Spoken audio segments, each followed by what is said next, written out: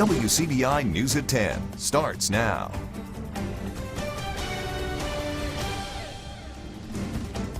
Aberdeen voters head to the polls for another special election. Thanks for joining us tonight. I'm Scott Martin. 3 candidates were vying for the Ward 2 Board of Alderman seat, left open after Cloyd Garth Jr. accepted a job with the Hazelhurst School District. Well, it's not over just yet. Quentin Smith joins us live in Aberdeen with the very latest. Hey there, Quentin. Yes, Scott, this was a highly anticipated race today. Doug Stone and Lady B. Garth were the top 2 vote getters in this election, and they are now heading into a runoff.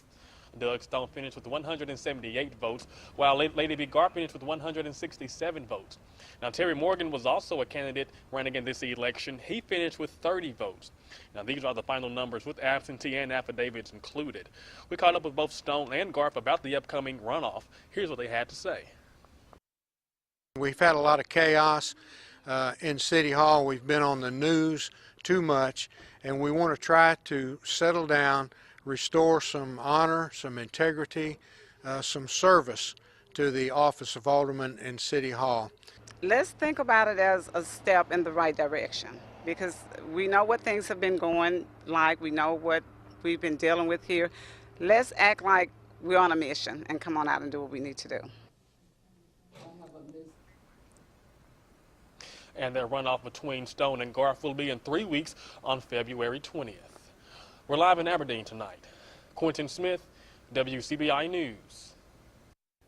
All right, thank you very much, Quentin. Over to the state capitol, it was deadline day there. This particular deadline has a way of clearing out more than half of the proposed bills if they don't make it out of committee today. The changes are slim that they'll see any more action this session. Courtney Ann Jackson has a look at the survivors and what died behind committee doors.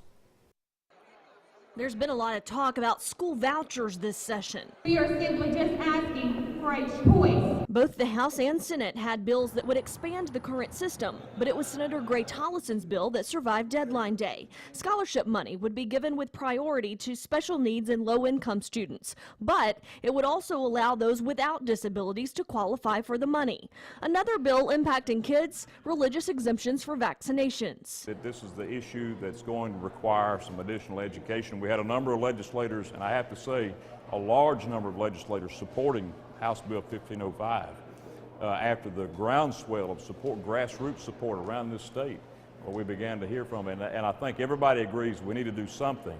The question is, what do we do? But late Monday, Representative Andy Gibson said he'd instead request a study committee to be formed and take up the issue next year. Medicaid reauthorization is one of the issues that had to be addressed this session. Senator Bryce Wiggins says they're looking to cut the cost but also improve the health of Medicaid recipients in the process. Medicaid is $1 billion in state dollars, $7 billion total, and is the single largest budget item in the state of Mississippi. I mean, we would be derelict in our duty if we weren't trying to do that, in my opinion. Others made last-minute pleas outside the Capitol. It's time for our legislators and our governor and everybody in this great state to reach out and acknowledge that the people of Mississippi are worthy of equal pay for equal work. That bill did not pass out of committee Tuesday.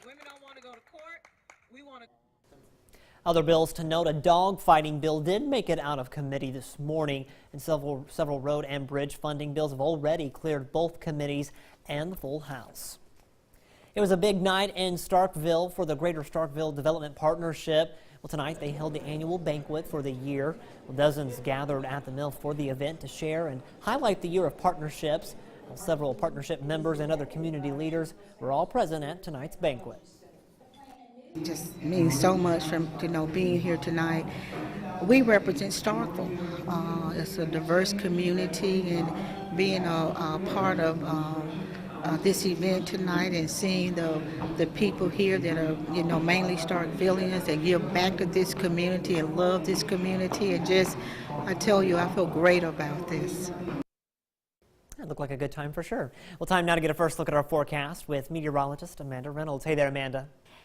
Hey there, Scott. Another clear, calm, and cool night across the area. Right now, we're seeing temperatures hanging out in the upper 20s. We'll continue to see those temperatures drop down into the low and mid 20s, but notice that calm wind and those clear skies behind us.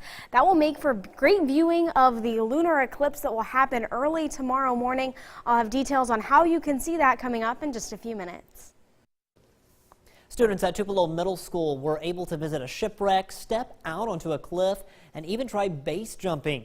Mary Clarice Shuttles teaches engineering as part of the STEM curriculum at TMS. Well, today she had virtual reality expert Vince Jordan give her class a hands-on demo. The youngsters heard about advances in VR and how the technology can be used in a variety of careers, including architecture, the military, and the medical field. It actually gives the engineer or the architect a chance to go into the environment and experience through 3D, and so it's a real life experience for them before they ever even actually design a building. With it, you can go in for engineering, like you said. You can go and use the controllers to like build places, go into them, add on, and just feel like a real engineer without having to do it. Jordan oversees a virtual reality academy in Clarksdale where high school students are trained to create their own virtual reality experiences. A sophomore at Oxford High School is this year's Boys and Girls Clubs of North Mississippi Youth of the Year. Jayla Price won the honor this evening during the annual competition. She competed against representatives from clubs in Tupelo, New Albany, and Ripley. Jayla has attended the Oxford Boys and Girls Club for about 4 years, and she says it has helped her with her schoolwork along with her confidence and goal setting. It's helped me grow as a bigger person and grow communication skills and leadership skills, and I really like going to the club because it's really fun. I was very confident in seeing these kids. They made me feel like I was back up there again when I was behind the podium, and like it's great to see this generation come up and just demand the room like they did at such a young age. Jayla will now prepare for the state Boys and Girls Club competition next month in Jackson. A friendship is a little closer for two families in Aberdeen after a car crash. The passerby who stopped to help and pull one man out of the truck before it burst into flames ends up being a lifelong family friend who is now being called a guardian angel. You can still see the tire marks and where Harold Holliday crashed his pickup into these steps on Commerce Street. This is what's left of the charred truck. Holliday says he can't remember much of what happened. When I knew everything, when I got on top of the hill, then that's when I woke up when I hit them steps. Heading home from dinner, Joseph Haynes and his wife came up on the accident. Saw it smoking and just reacted. Once Haynes got to the truck door, he realized it was Mr. Holliday, a man he's known his whole life. He's been such a great role model for me, and just to see him at that moment, I knew he really needed some help.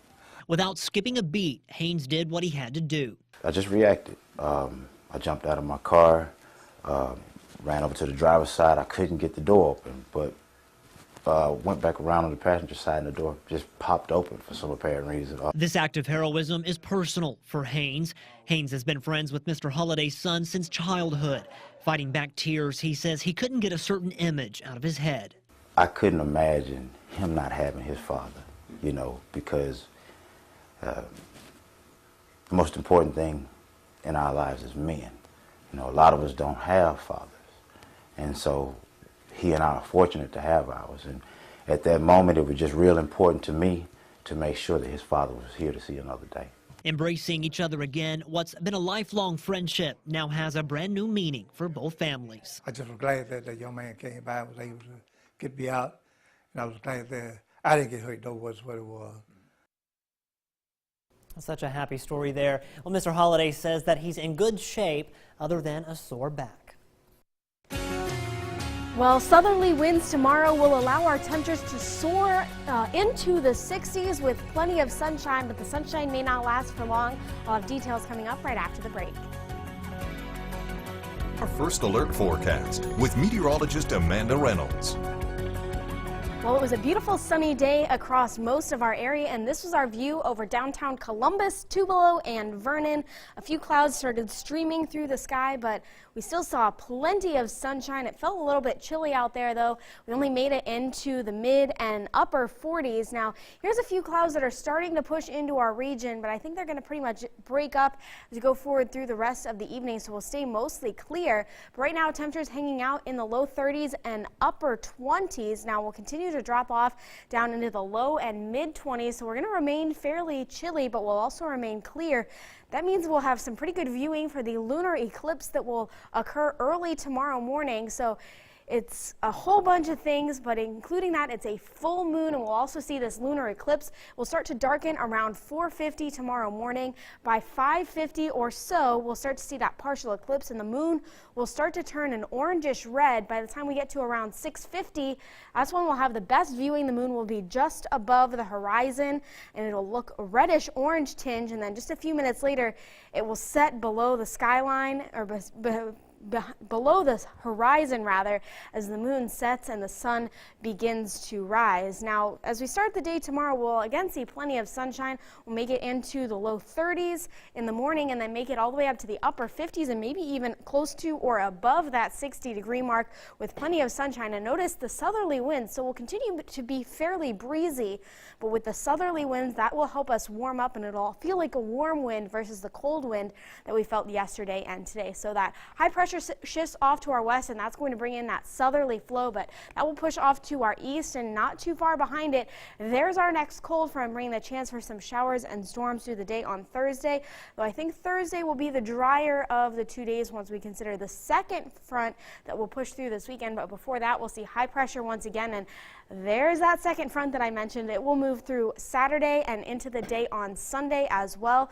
So recapping a little bit, we'll be warm for the day tomorrow. We will have some showers for Thursday, but we'll continue to see more sunshine. One area that may not see as much sunshine is Punxsutawney, Pennsylvania, as Friday is Groundhog's Day. But here in our area, it'll still feel a little bit cool. We'll be in the mid 40s for Friday, but then we'll warm up just a touch as we go into the weekend with more showers and storms. Area caregivers get special training to work with some special patients. We have more on that when we come back. In WCBI News at 10 with Scott Martin. For the estimated 5.5 million people living with Alzheimer's in the U.S., everyday tasks can be challenging.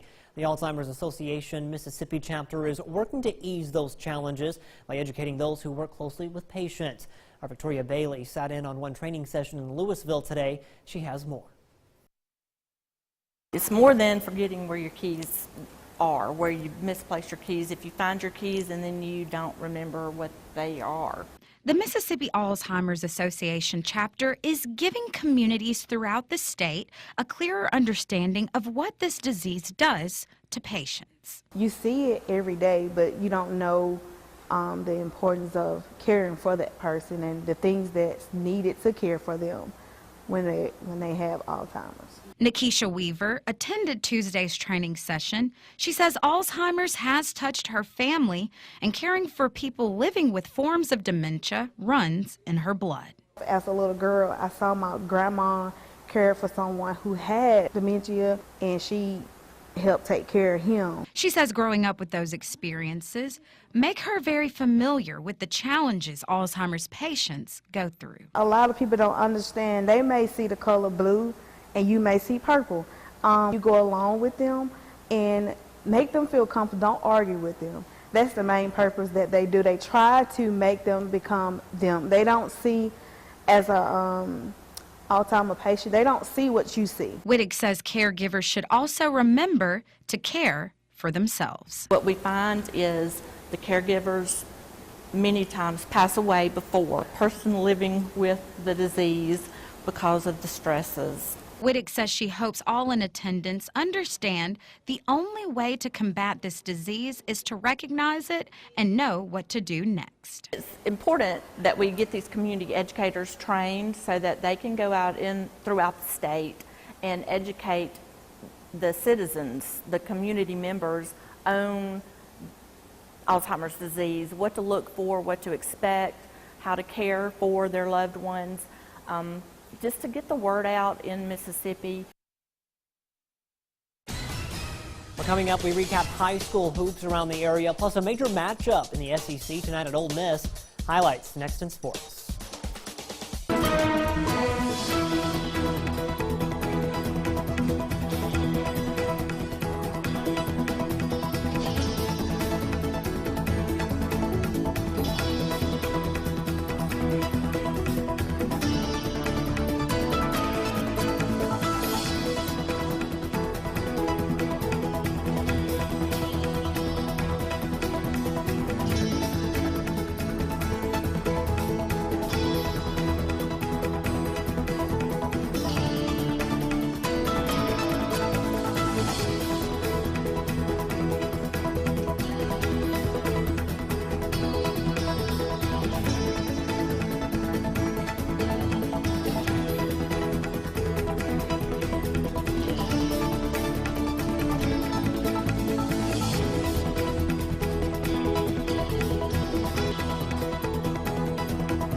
WCBI Sports with Robbie Donahoe. The Pavilion has been a house of horrors for visiting opponents in the Southeastern Conference over the last year. Ole Miss is a perfect 9-0 in the last 365 days when playing conference games at the friendly confines. Tonight would be their toughest test to date, hosting 11th ranked Auburn and special student section shirts this evening. Marshall Henderson jersey pop shirts reminiscing about the win they had at Auburn back in 2013. Reps were looking pretty good early here. Even if they turned it over, they were still ready to turn it right back. Devontae Schuler with the steal and the slam. More at the rim for Ole Miss. Off the miss, Breein Tyree going to leave it behind the back to Markel Crawford. That's pretty. Rebels have a 6-point lead at that point. Auburn were close strong, but so did Dre Burnett, scoring 11 in the last 12 Ole Miss points in half, including this nasty crossover. Rebels would trail just 38-36 at the half. Second half, though, be a different game. Ole Miss, though, getting a little bit out of Terrence Davis. He didn't score any points in the first half, dealt with foul trouble. Morgan Freeman was like, yeah, I'd like to see a little bit more of that. Rebels had out-rebounded Auburn in the first half, but it was a completely different story in the second half. Bryce Brown has that 3 off the rebound. Brown had 23. A late Ole Miss rally wouldn't be enough. Despite this tenacious slam right here, he dunks over, I believe, 2 guys, Terrence Davis, right there. Auburn, though, would get the win 79-70. Rebels dropped to 11-11 overall, 4-5 in SEC play.